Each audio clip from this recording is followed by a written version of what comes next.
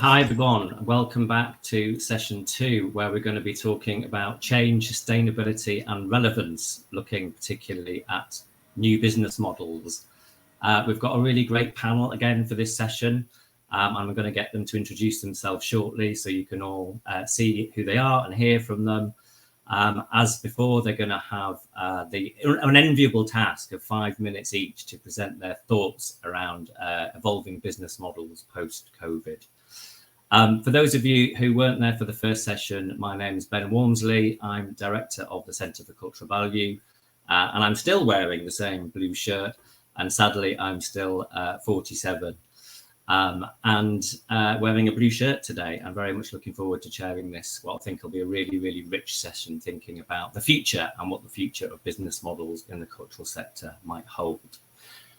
While I'm doing some housekeeping, can I just invite you all of the delegates to please introduce yourselves in the chat so we get a really good sense of who's in the room. And a reminder, please, if you have any questions that pop into your head while you're listening to our speakers, please do post those in the Q&A as opposed to the chat. The chat, of course, is for comments and thoughts and reflections as we go through. But any specific questions that you'd like me to ask, please do click on that Q&A button. And also you can upvote instead of having to post similar questions. If there's a question you like the sound of, please do click on that upvote button and it might magically appear on the screen so I don't forget to put it to our panelists. I'd like to particularly welcome Trish, who's our live transcriber, and any participants who need live transcription, please use the screen text link that will be shared now by Alex in the chat. And just a reminder, please, to our speakers to avoid speaking too quickly or reading too quickly, and of course to avoid speaking at the same time as anyone else.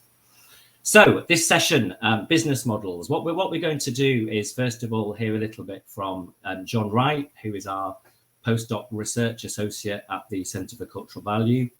And John will be sharing some thoughts of what we've been picking up over the last 15 months of our research about new innovative ways that cultural partners and organisations have been adapting through the pandemic to try to be pioneering and work and behave in different ways with audiences, with technology, etc.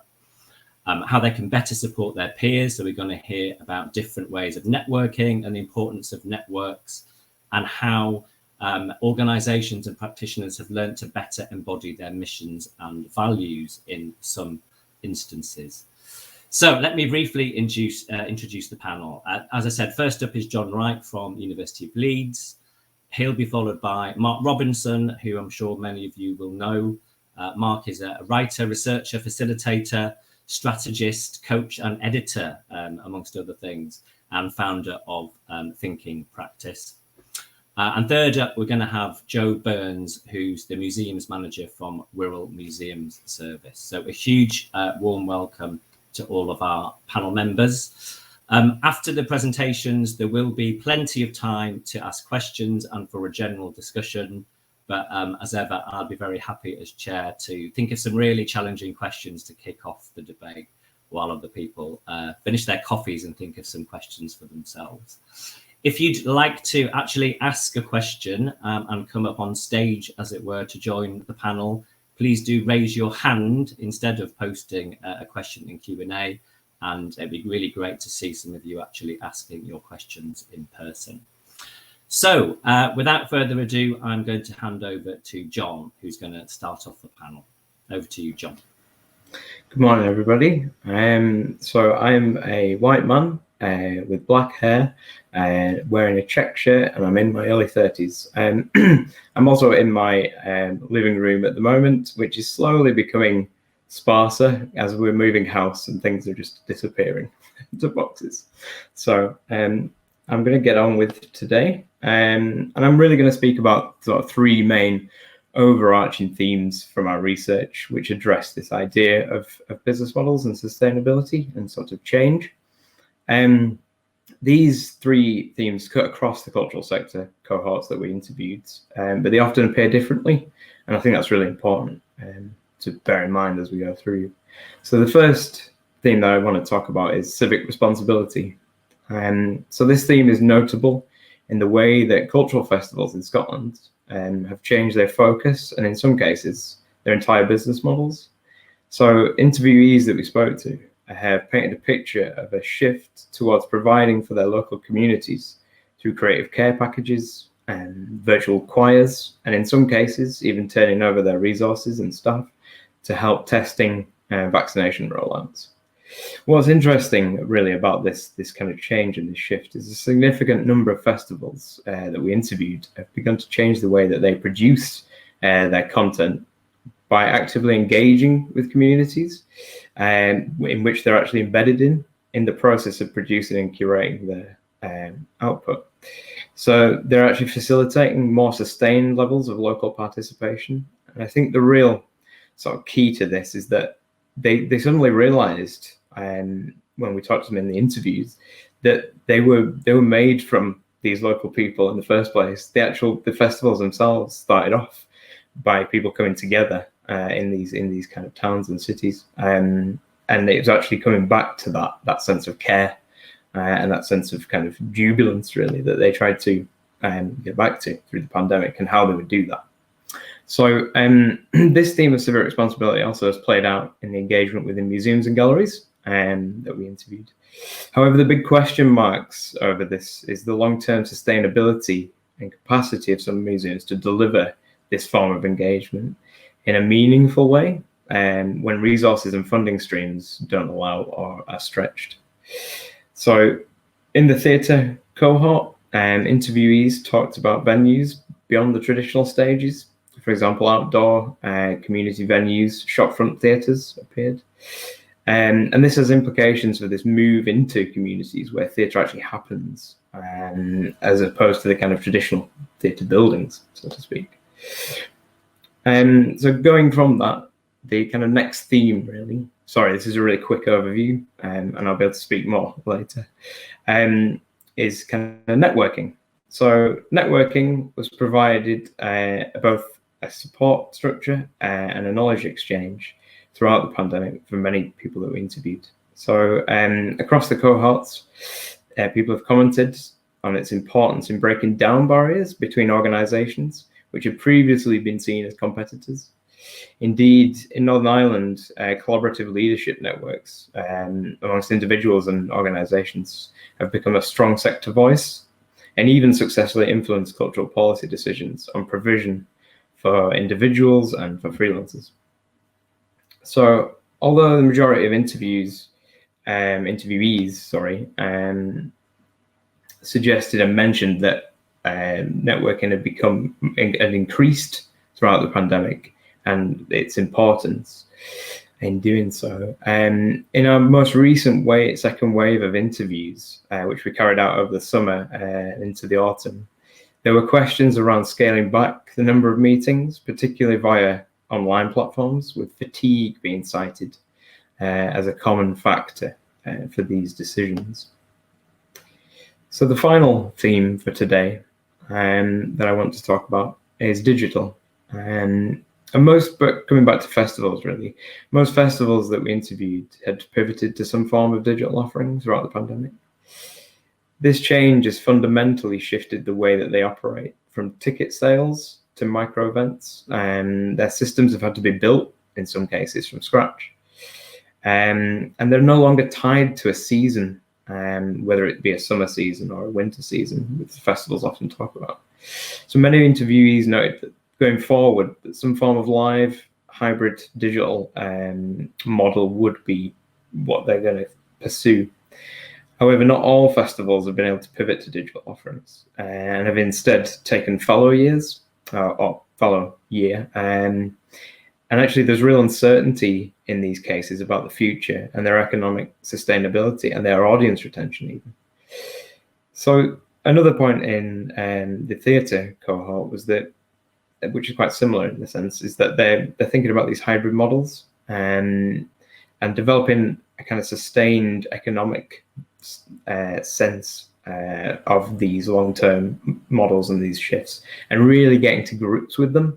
I think what a lot of interviews have said is that it's been a huge learning curve, and actually to actually engage with audiences in a meaningful way through the digital is actually really difficult.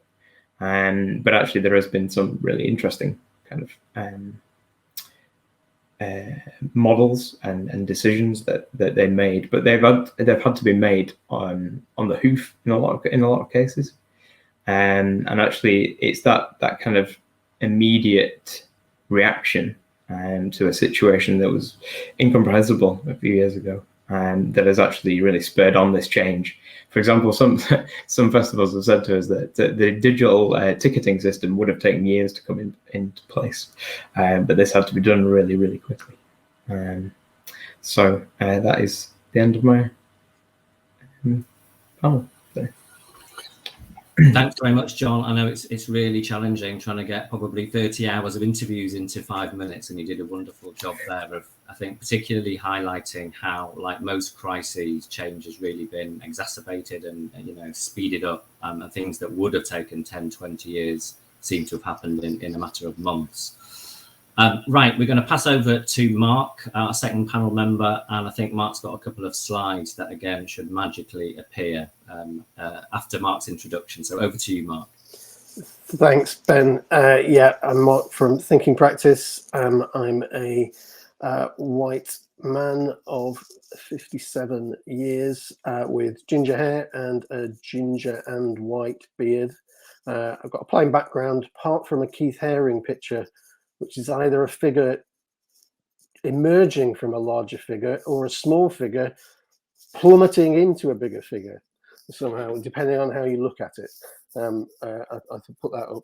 It seems appropriate somehow for this emerging out of COVID period. And I'm going to talk about a way of thinking about business models that's been informed by the work that I've done over the last 2 years, but also the previous years. I've written a lot about resilience and spoken whenever I did about purpose.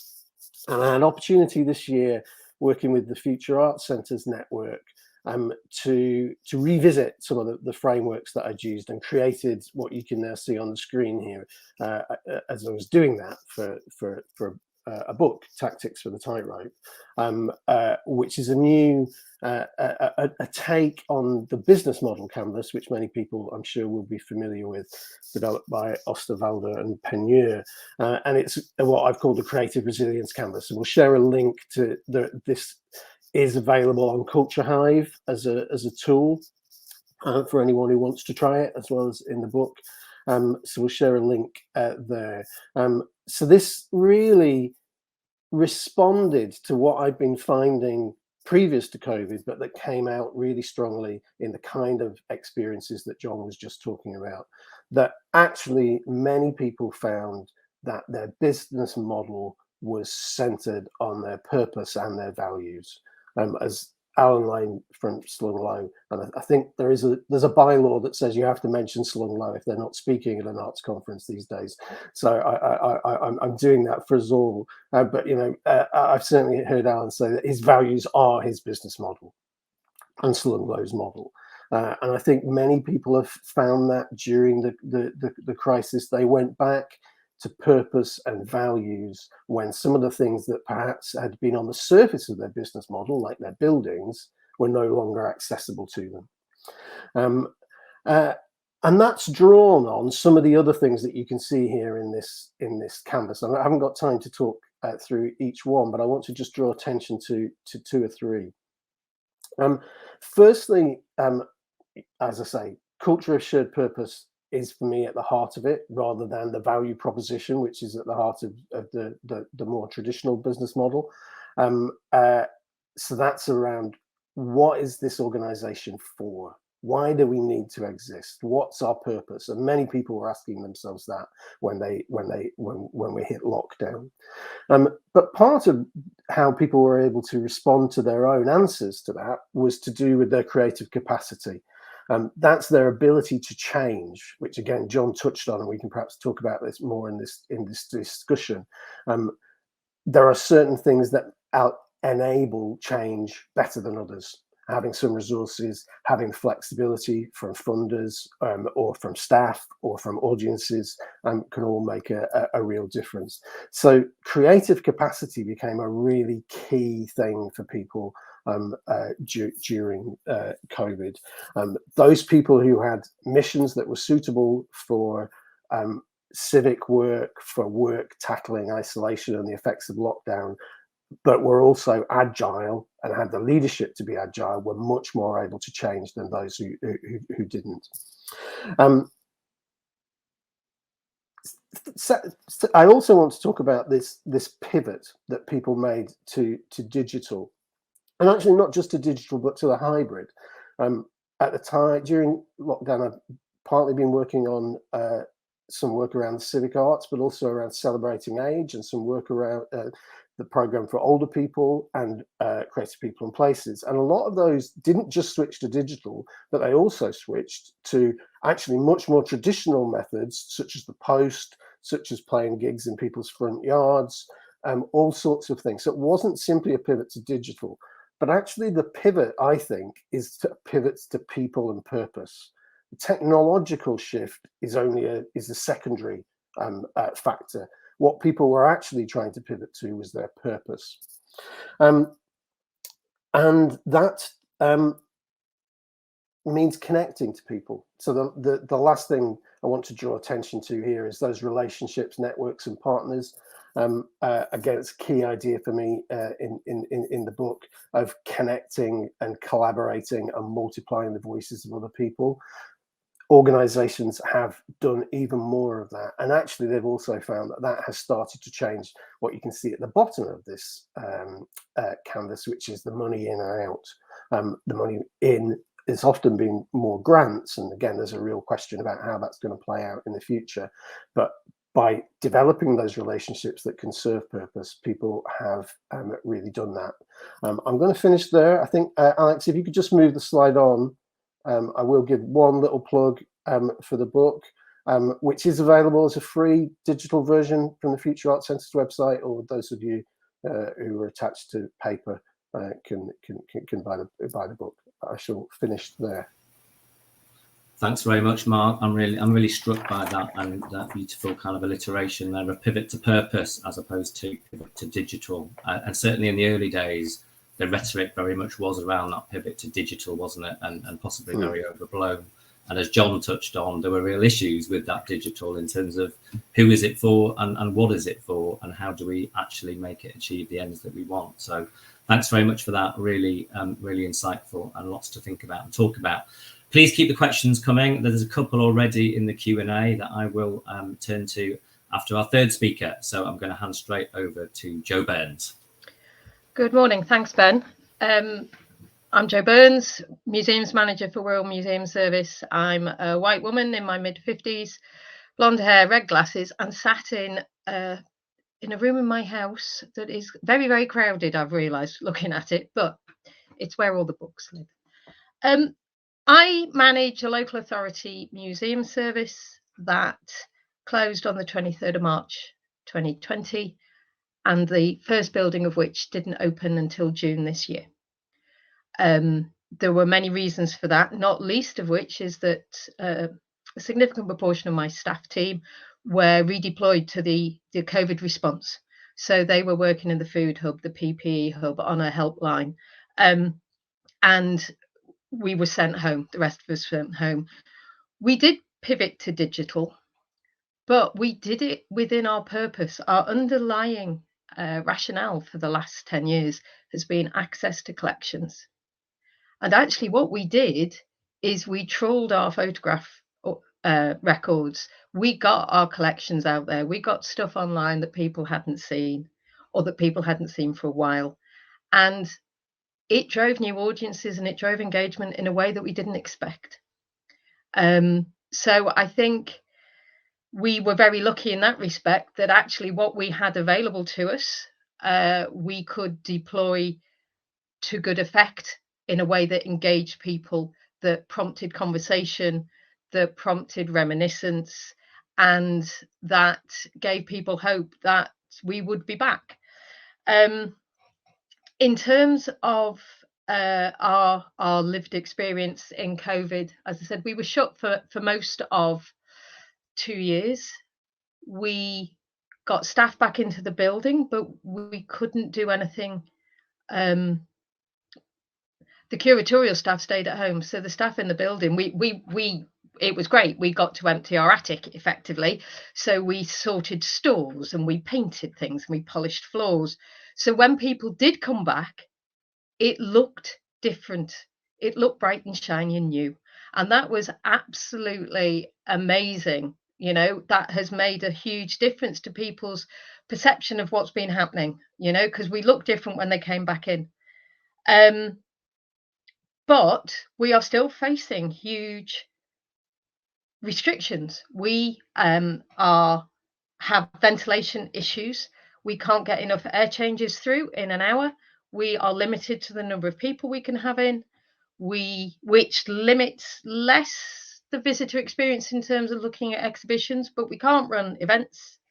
We can't host meetings. We can't do all the things that make money. So we are facing real challenges, and those challenges we are probably going to face for the next 12 months. So we are having to look at a new operating model. So I know this is around business models, but as a local authority, that's at one level academic. Our business model is imposed.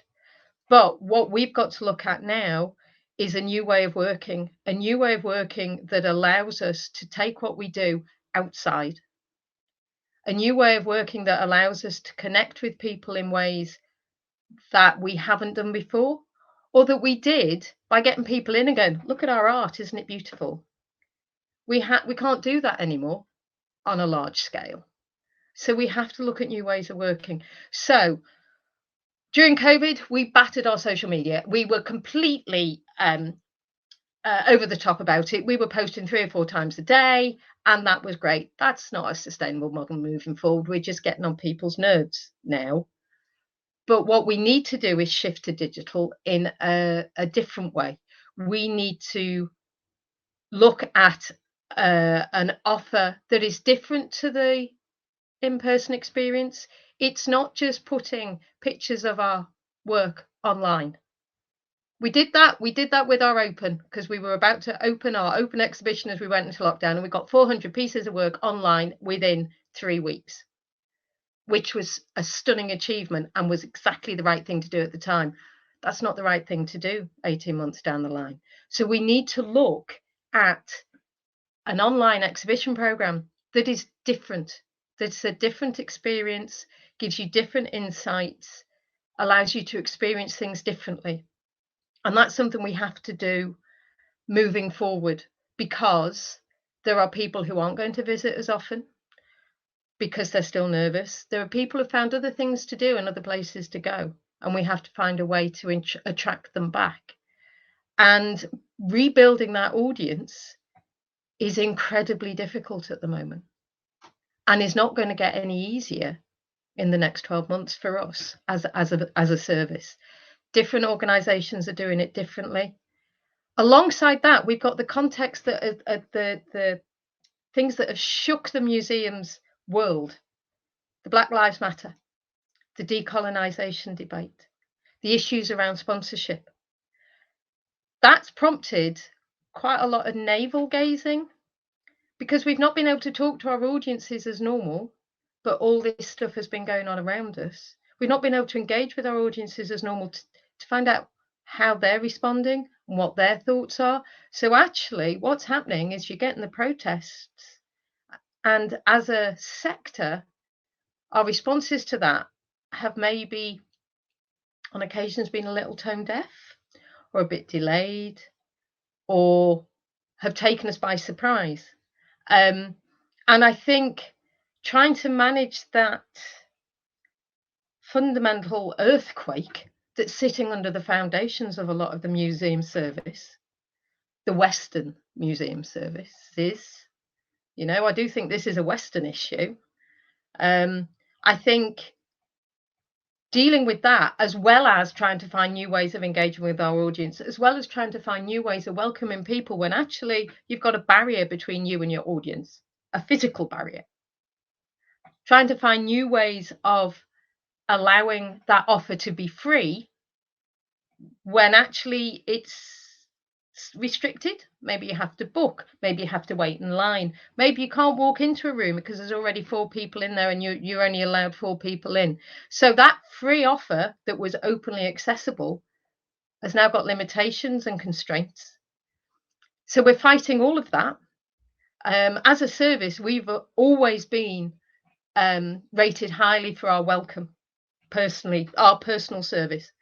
That's shifting because our staff are sat behind a barrier, and we are noticing the difference. They go and talk to the woman in the bookshop because they can get round her screen rather than talking to us.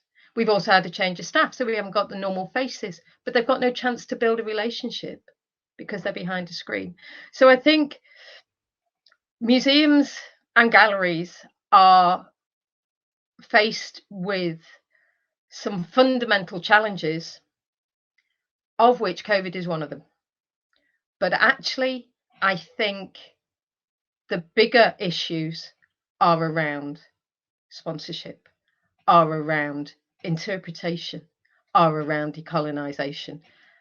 COVID just makes all that harder because having those conversations is more difficult. Joe, I'm going to cut in there. Sorry. Sorry. No, that's fine. Thank you very much. But I'm gonna actually ask a question that'll kind of keep this conversation flowing amongst all the panel.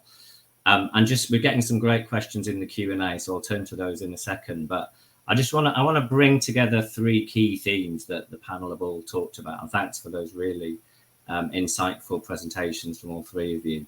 But between you, certainly I've picked out 3 big themes. One is this idea of networks. One is this idea of core purpose and values, and the other is Joe's point really about digital and how it's used. And my question is, we've been talking about these issues, haven't we, for decades in the cultural sector. We've had interventions like the Nesta R&D fund, for example, on digital, and they seem to have made very little difference, to be honest, in terms of really moving the sector forwards. So my question is, why did it take a pandemic on these 3 issues? Choose 1 or 2 or 3 as you choose.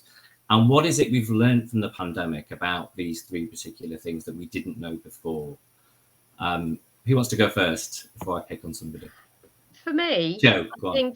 For me, the move to digital, why did it take a pandemic? Because the pandemic created the time. We're sat at home.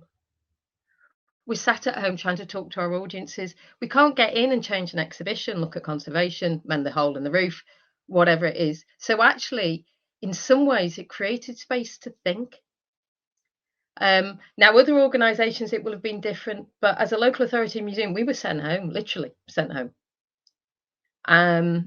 So I think there were some positives. There were many, many negatives, but there were some positives because actually it gave thinking time, gave you time to read around the subject, to go and have a look at what other people are doing, So I think that has been a big shift for us.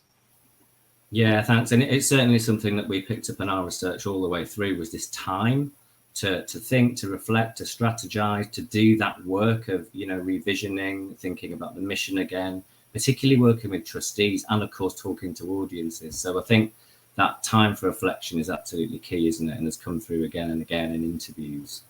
Mark? Just to build on that, before I answer your question, one of the things that, even though I've just revisited that canvas, one of the things I think it might be missing from it, or is implicit in it, that could be more explicit, is time. Time is, and it came up in the opening panel discussion as well. Time is an element of our current business models, usually because we don't have enough of it and we're trying to do too much in the time that we have available. And quite often when I'm working with clients, I'll say, okay, you've shown me your financial budget, now show me your time budget. and whether that's overdrawn, and usually it is. So I do think that time is an important element here. And what happened with the pandemic was it was a classic release moment. All the things that we thought were fixed, like time, like our opening hours, like our venues, like how we talk to people and reach them, were no longer fixed.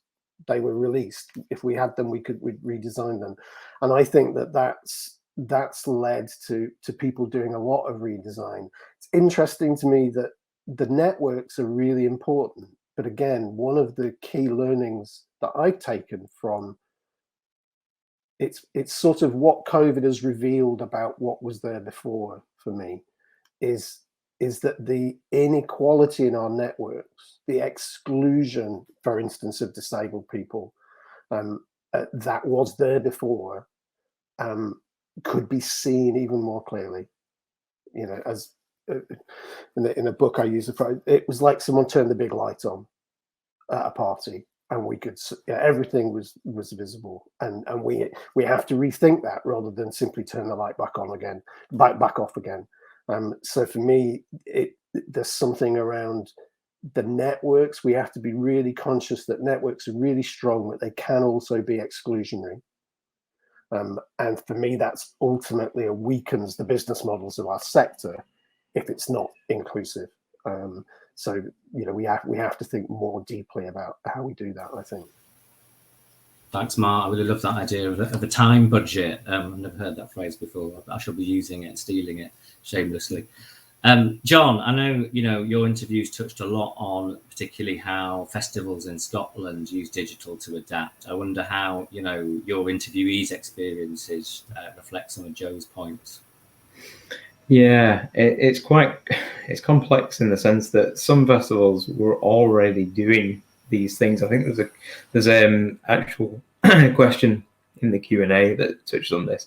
They were already moving towards trying to kind of work with rather than impose some kind of international festival sort of model on a place. And actually, it was that sense of place that came through, especially in the rural festivals, actually.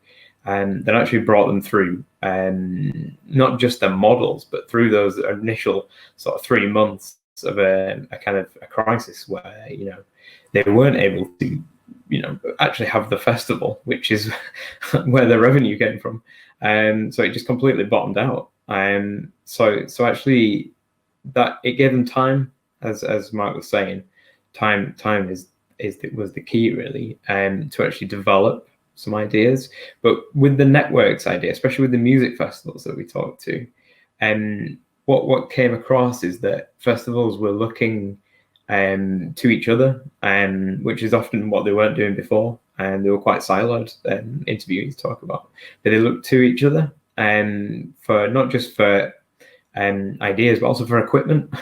They were sharing equipment that others may not have, and also there was a kind of a sense that they were looking to each other, but in a way that wasn't necessarily hierarchical as it had been before, and actually it was just learning on the hoof.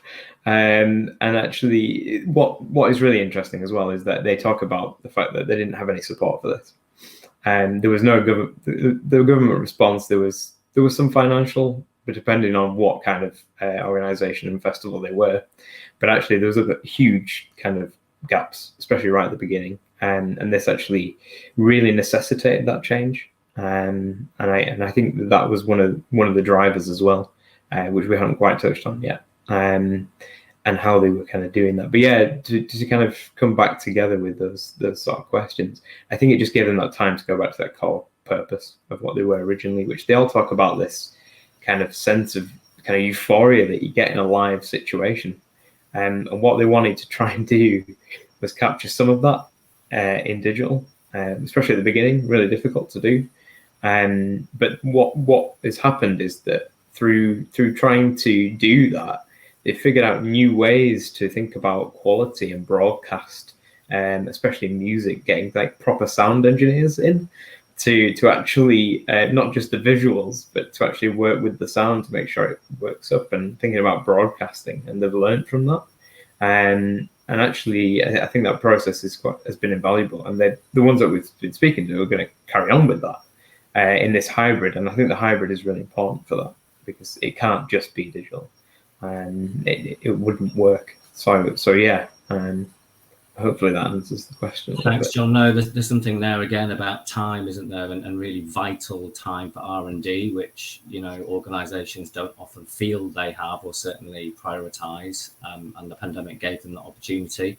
And something about network, I think Mark's point that, of course, networks can be exclusionary, and it's about what kind of network is it. And I think we've certainly captured some great examples of really open and generous networks that have emerged during the pandemic.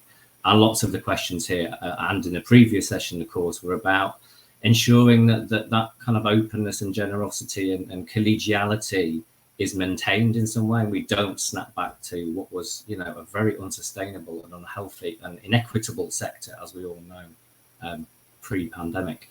Right, I'm going to move to some questions. So we have a question here with 10 upvotes. I don't know if we can display that. I shall read it out. There we go. So a question from Kate McBain. Do you not think that the sector is already shifting towards greater civic responsibility and community embedded stroke participatory practice prior to the pandemic anyway, which meant many organisations were able to be agile in their response to lockdown? And any thoughts on that, on, you know, to what extent this civic, the pivot to civic, as we've called it in one report, was, you know, directly due to the pandemic, or was it happening anyway and kind of speeded up? If I can come in on that one, Ben. I think it was happening before. I think it has been speeded up, but yeah, it was definitely happening before. I've been doing some work with the Gulbenkian Foundation around the Civic Arts program, and we with the What Next network did some survey work earlier this year, and you know what that suggested was that, you know, not quite everyone, but almost everyone, in layman's terms, is thinks that the Civic has some kind of relation to their work. For a lot of people, probably slightly more than half of the people who answered that survey, at least, it was really, really important. But hardly anyone thought it was, you know, not part of what they were doing. So it's been growing for many years. It's very broadly defined where it is defined, I think. So it means lots of different things to different people. But where people had that, they were a bit able to be agile. I think Kate's question is absolutely right. I was going to say, certainly in the museum sector, there is this shift towards co-production and co-creation, that we are no longer the gatekeepers, but we can enable other people to tell their stories. And I think there's some learning to be had from the participatory arts sector in terms of product versus process, and the museum services is coming out the other side, I think, of that conversation.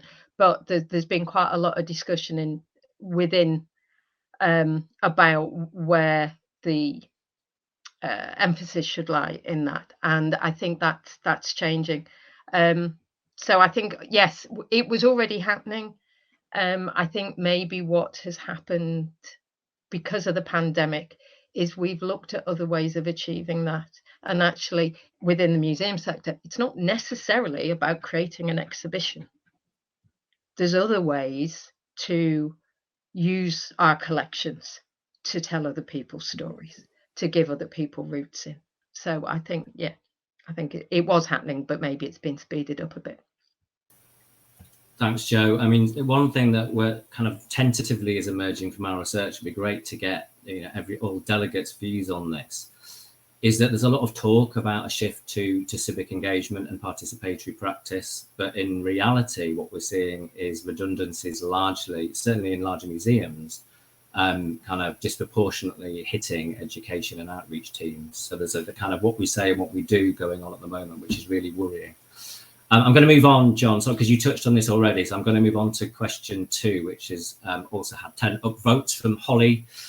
So Holly's asking that we find a lot of artists, freelancers are afraid that organisations are not actually going to change, but the growing precarity of the industry is making them move backwards rather than forwards on a number of issues. do you find this true? So John, I'll maybe put you on the spot and come to you first. Yeah, so I've interviewed quite a few freelancers during this research project, and definitely it's definitely there is a kind of sense that they don't believe that organizations are going to change long term. And actually, when you look at the funding structures, that's kind of backed up in that sense. And actually, this is a huge issue. And actually, that it's the kind of realization that also within our research that there is, it's not everybody, and some have actually benefited from it depending on what sector they're in as well. So some screen sector, for example, especially that we're able to carry on throughout the pandemic, when it in film and TV, benefited from the fact that it was able to carry on, and actually it, in a sense, for some, not for everybody, but for some, it allowed them to work from home in a sense, for the editors, etc. So actually, it isn't all a kind of one size fits all this, and there's actually major differences and nuances. But definitely, I got a sense from everybody that I interviewed that actual it's that snapback again that we've been talking about. That when things open up again, are they just going to go back to their old ways? And to be honest, it does look like that in places. But I do think that there's questions of resilience definitely as well within the sort of freelance community and what they've had to kind of endure for so many years. And actually, the hope is, and the hope that you get from the interviewees as well, is that that COVID has put that spotlight back on, and actually it doesn't go away. And I think the work now is to make sure that spotlight doesn't go off, as Mark was sort of saying, for freelancers particularly, and also in the funding structures, very specifically in the funding structures, it is unsustainable going forward. That is completely clear across the sector. New forms of where the money goes needs to happen, and nobody that I can see has actually got the answer to that just yet. There are kind of answers within and in areas, and maybe it's about sort of really thinking through them, and hopefully the research can keep on doing that as well. Thanks, John. Let's see if Mark and Joe have the answers. I'm not sure I do, but I do think, I think I agree with everything that John said, that there is this real risk, and there are some organizations moving back. The organizations that I think of really positively in this space are perhaps even not examples of change, because they were actually good practice organizations before. But they are trying to move forwards in that good practice. So again, to give a specific example so people could look at this, ARC, the Arts Centre in Stockton, has recently published its policy on working with freelancers, which I think people should have a look at. And as I've said before, if any organisations looking at that should be thinking, how might we do our version of this? Not to say anyone should copy anyone else's policy, but for me, it's a really positive step. It's a really positive step because it's transparent. And I think greater transparency around these issues would really help, because it would help with calling to account those people who are moving backwards, which for me is one of the funding issues. This needs to be a really key focus for funders when they're deciding which organisations to put their money in, if they carry on putting money in organisations. So there are some examples, but it goes right across, because the same organisation as ARC is also talking to its disabled audiences about how they might return in different ways, so that it doesn't. Organisations need to not separate off freelancer practice from their general approach to their work and their values. I was just going to say, I think one of the real dangers now is that everybody is so focused on money, on the funding, because it is everybody's struggling for finance, that actually there is less willingness to experiment, less willingness to take a risk. You need to know it's going to do what it said on the tin. And certainly within local authorities, which are commission a lot of freelancers often, that's getting harder and harder to actually commission something that might not work is really difficult now. And I think that's something that the national funders like Arts Council need to be looking at. They need to be creating the space for that risk, because it's not going to happen within mainstream funding at the moment, because people are so strapped for cash, and we're losing those, some, as you were saying, we're losing some of those key skills from our staff teams. So somebody's got to create the space for that to happen, and that's happening in exhibition programs as well. It's not just commissioning freelancers. I think this aversion to risk is flowing through all sorts of things, because they don't want to push audiences away. So you're going to get very populist programming because they can't risk people not coming. And I think that's a real issue for commissioners and for the freelancers that would respond to them. And I don't know what we do about it other than put the challenge in to the funders to create the space for that to happen. It's a great challenge, Joe. I was going to say, make the same point. You made it for me beautifully. I'm gonna link the next two questions together, because I think they really speak to each other nicely. So there's one from just gone down my list now. One from Susan Jones, which is, can we talk about the redundancy of some of the existing infrastructure, or the inability maybe to make room for the emerging, inclusive, diverse areas that have developed in the COVID crisis, rather than just fit a few little bits of them into the old ways of doing things? So that nice segue from our previous conversation. And I think, again, this question from Suzanne Burns here is quite similar in a way. So Suzanne says, agility is clearly an important capacity for an organization to address new models. Is this more likely to be found in smaller micro-organizations than the larger ones, such as local authority-run organizations or large building-based ones? Mark, I'm going to go to you because your mute's off. Schoolboy error. That'll teach me. To address Suzanne's question first, I mean, I suspected it. I have seen it more often in smaller organisations. I do think, though, that we sometimes underestimate how agile parts of big organisations can be. Because if you think of particularly the biggest organizations, they are made up of lots of different bits, which might be at different stages of development and change at any one moment in time. So, museum services, and Joe might want to say a bit more about this, the enterprise elements of museum services have gone through rapid agile development in recent years in a way that's different perhaps than the service as a whole.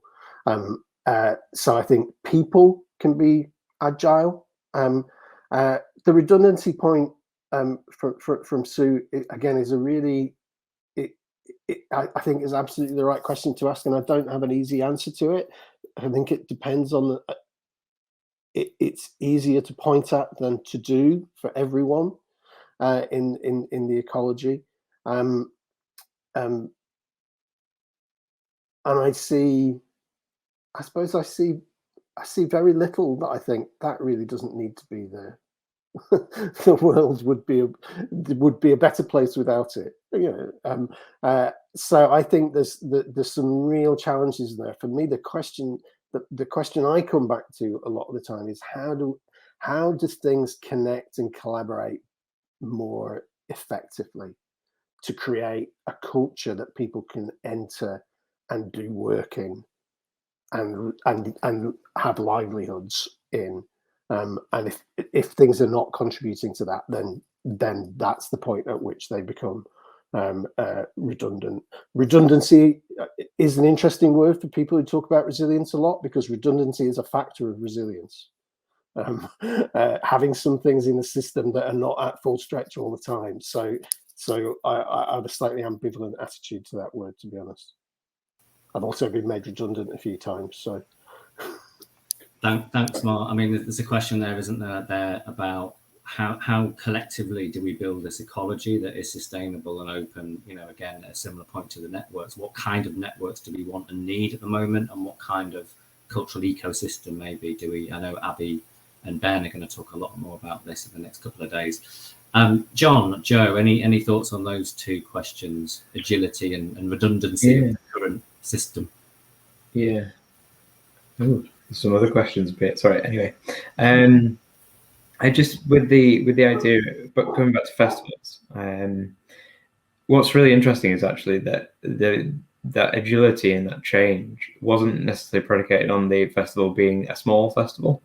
And actually, I agree with Mark in that point that especially the larger, you know, we all know the larger international festivals, that they're run in a sense by collectives, because there's not one organization that just runs the Fringe, for example. There may be like the Fringe Society, but actually they're all different venues. They're all, you know, there's the kind of like there's many stakeholders in that, not just the kind of local people as well, but also those venues, the local authority, etc.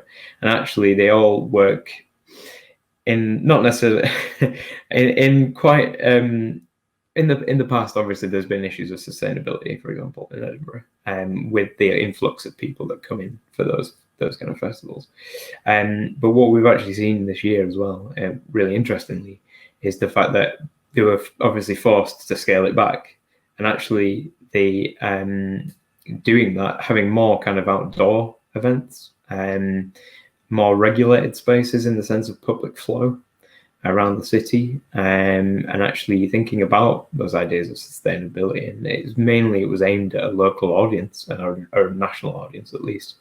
Actually, in the end, the feedback so far has been that it was livable for the residents, and actually that has really made the kind of venues and all the stakeholders in the society think about how they're going to go forward with that. But another slight note on that is that it was only able to go ahead, for example, with Fringe, because of the gateway funding that the Scottish Government managed to get in place. It was very slow, and it was last minute, but that was the only reason it could go ahead. So actually, there's a huge question about sustainability in that respect going forward for the next few years. And actually, that is a really important point, actually. And how that's going to be done, and what those models are going to be. And that'll be, in a sense, quite an exciting thing to see that change. But also, so to back to the point, really, is that out of necessity it changed, but also they were thinking about this before. How could they kind of make a sustainable festival in that sense, at that scale? So that was kind of the point that I sort of wanted to make there, that it wasn't, in festivals specifically, it wasn't always the small festivals that could kind of adapt quickly.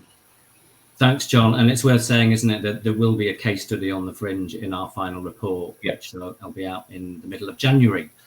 We've got about 2 minutes left in the Q&A, so sorry, Joe, but I'm going to move to the next question, which I'll come to you first on. The last question from Laura Arga about volunteering. So Laura says, what have the impacts of COVID been on the volunteer pools in the organisations that you've researched, worked with or supported through closure and reopening? For us, our volunteer programme completely shut down and has taken a while to restart. And some of that is because most of our volunteers are in the more vulnerable age groups. So we had to be more careful with them in some respects. And also some of them were more fearful about coming back. But also as a local authority who anything I do has to be signed off by multiple teams, not least of which is public health. And as an authority, we are quite risk averse. than actually getting permission for volunteers to come back has created some challenges, down to and including, if you're doing a stores audit, which is certainly for within the gallery is most of what our volunteers were doing, being able to work less than 2 meters apart for more than 15 minutes, that's something that we actually have to actively discourage. And if you're working on a painting, measuring it, you tend to be less than 2 meters apart for more than 15 minutes. So for us, bringing our volunteers back safely, as deemed by our public health and safety teams, is almost impossible at the moment. Although things are moving, we are developing different practices and so on, but that feeds into the whole ventilation issue and so on. In terms of volunteers more widely, I don't think a lot of museums and galleries would have survived without their volunteers taking to the social media front line and so on. But equally, I do know that galleries and museums flipped their volunteer manager from being a volunteer manager to being a volunteer support mechanism, and they got organised walking tours as soon as that was possible. They've sorted food packages for their volunteers. So some of our sector have pivoted on that respect and actually turned into a support mechanism for those people. So volunteer pools have been evolving for a while and moving away from the civic core to people who want to come in, do a bit and then go away. And I think we need to embrace that and move on. But it was ever thus, wasn't it? Our sector, our wider sector, relies on volunteers as much as it relies on professionals, and finding new ways of working is vital, I think. Thanks, Jo. It's a really nice note to end on, isn't it? Finding new ways of working is vital. I think it wraps up the morning beautifully. I've got about 2 minutes to sum up, so I'm going to just say a huge big thank you to John and Mark and Jo for what was a really rich discussion. Loads of nuggets here. I was trying to write down and scribble and keep my eyes on the Q&A at the same time. But thanks for all of the questions. Apologies if I didn't get to your question, but there will be lots of opportunity to talk more to the panelists on a deep dive table, which will be starting at 12:15, I think. So grab a very quick cup of whatever, tea, coffee, and join the deep dive tables if you want to talk more about business models and talk any more about volunteering, values, etc., digital, then please do that. Our parallel session will be on a branch out. So if you want to hear Anthony Sargent talking about international experiences of COVID based on a huge survey of research that Anthony's conducted around the world and that we published on the Centre for Cultural Value website, then please do join me and Anthony on the branch out table. Finally, just want to say a big thank you again to our captioner, Trish, who has done a sterling job with certainly me talking far too quickly. So thank you, Trish. I hope you all enjoy the rest of the conference. Make the most of all the panels and table talks and networking opportunities. I know people are doing that already. So I hope you had a good first morning. And please do look out for our feedback survey that will be you'll probably be inundated with in the next few hours or days. But thanks very much, everybody, and we'll see you hopefully in about 5 minutes.